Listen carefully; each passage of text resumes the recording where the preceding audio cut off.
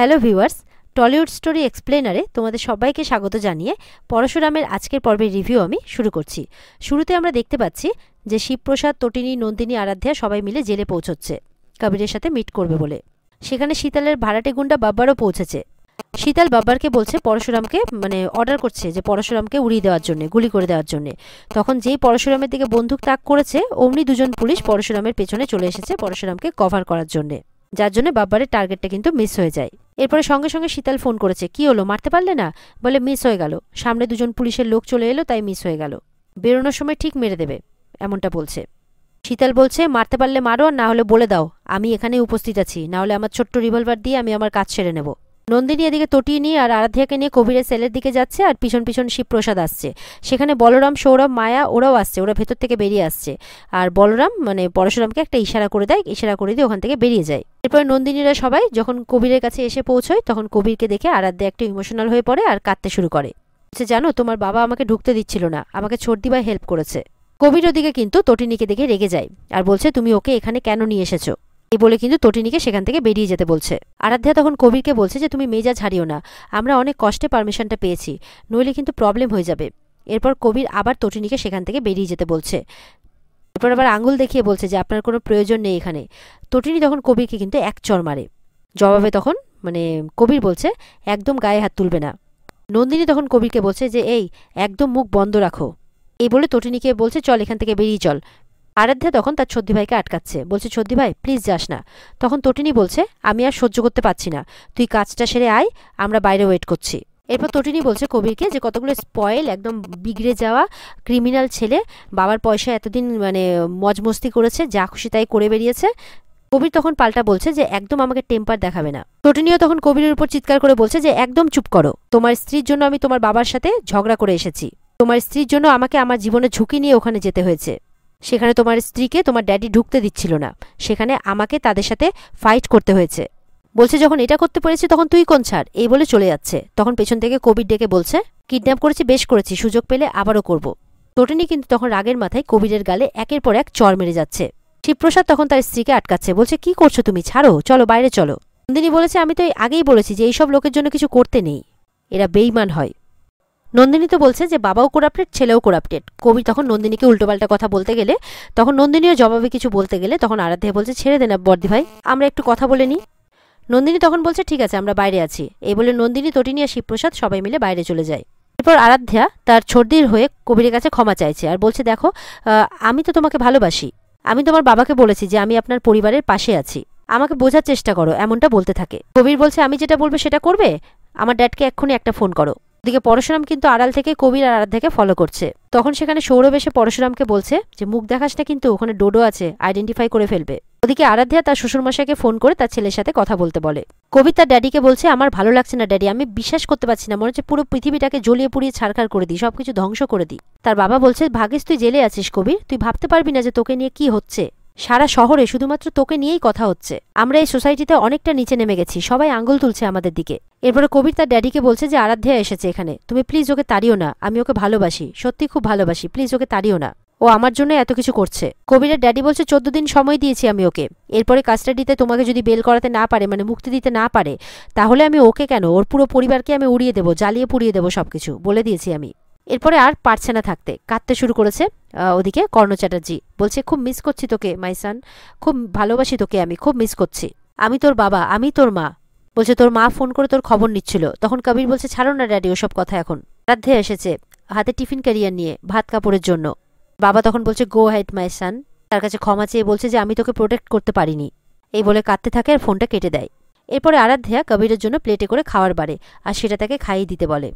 কবিরও সেই মতো করে খাইয়ে দেয় আর তাদের ভাত কাপড়টা সম্পূর্ণ হয়। আরাধ্যা বলে বলো এবার যে আমার ভাত কাপড়ের দায়িত্ব তুমি নিলে, বলে প্রমিস করতে বলে। কবিরও সেই মতো করে। তো যাই হোক, এরপরে কাপড় টাপড় সবকিছু বের করে কবিরের হাতে দিয়ে বলে এবার বলো তুমি যে তুমি আমার ভাত কাপড়ের দায়িত্ব নিলে। তো কবিরও সেই মতো করে বলছে হ্যাঁ নিলাম।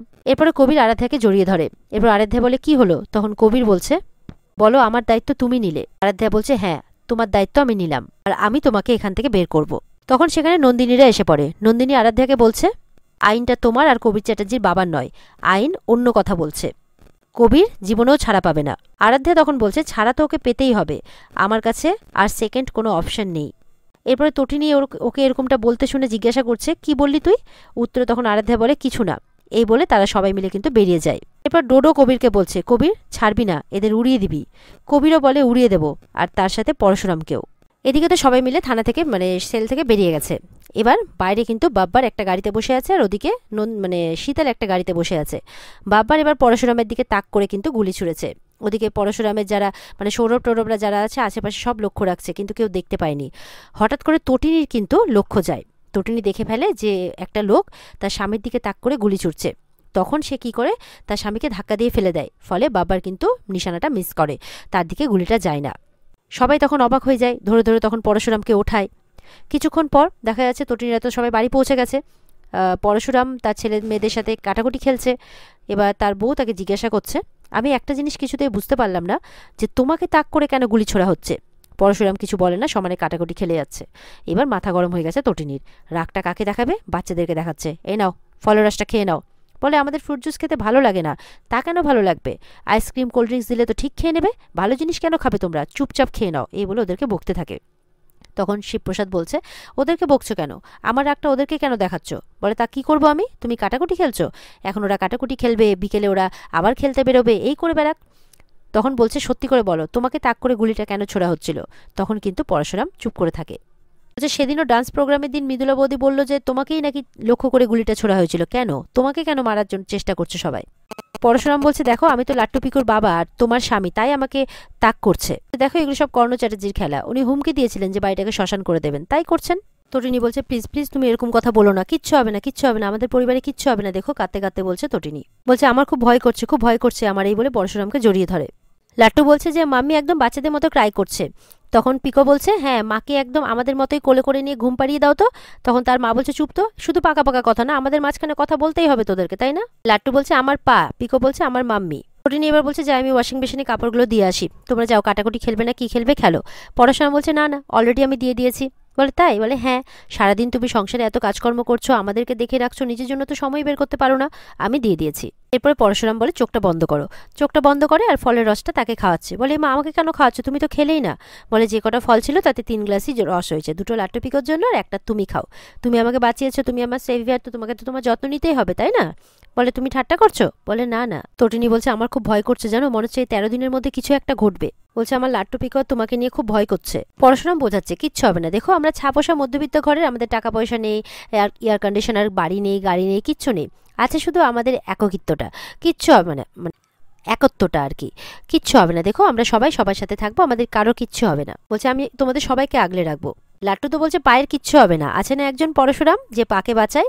তখন তার বাবা চোখ মেরে তাকে ইশারা করে বলছে, বলিস না। তাও সেও, লাট্টুও কম না, সেও তার বাবাকে চোখ মারছে, না না বলবো না। এরপর নন্দিনী বাড়ি যেতে তো জিজ্ঞাসা করছে বাড়ির লোক যে কি হলো জেলের মধ্যে। বলছে, কি আর হবে, তোমার মেয়ে যা ধূর্ত, সে ওই শ্বশুরমশাইকে ম্যানেজ করে ওদের বাড়িতে ঢুকে আবার তটিনীকে দিয়ে আমাকে ম্যানেজ করিয়ে তার বরের সাথে সেলে দেখার পারমিশনটা তো ঠিক করে নিল। বলছে, ওদের আসল উদ্দেশ্য ছিল মনে হয় প্ল্যান করা, যেটা ওরা করেও ফেলেছে। তখন বাড়ির লোক বলছে, কি আর প্ল্যান করবে, ওরা স্বামী স্ত্রী দাঁড়িয়ে কথা বলেছে, আর কি প্ল্যান করবে? নন্দিনী বলছে, একটাই প্ল্যান, সর্বনাশ করা। আয়ুষী আর বাড়ির অন্যান্য মেয়েরা বলছে, না না, কোথাও একটা ভুল বোঝাবুঝি হচ্ছে, এইটুকু একটা মেয়ে কেন এরকমটা করতে যাবে? কিচ্ছু ভুল বোঝাবুঝি হচ্ছে না, ও কর্ণ চ্যাটার্জির পাশে দাঁড়াবে বলেছে, আর সঙ্গ দেবে জিৎ মুখার্জি। তো এই কথাবার্তা হতে হতে পর্ব এখানে শেষ হয়ে যায়। তো বন্ধুরা, আজকের পর্ব এই পর্যন্তই। ভালো লেগে থাকলে আমাদের সাথে জুড়তে আমাদের চ্যানেলকে সাবস্ক্রাইব অবশ্যই করবে, লাইক কমেন্ট করে জানাতে ভুলবে না। দেখা হচ্ছে আগামীকালকে। সবাই ভালো থাকবে, টাটা।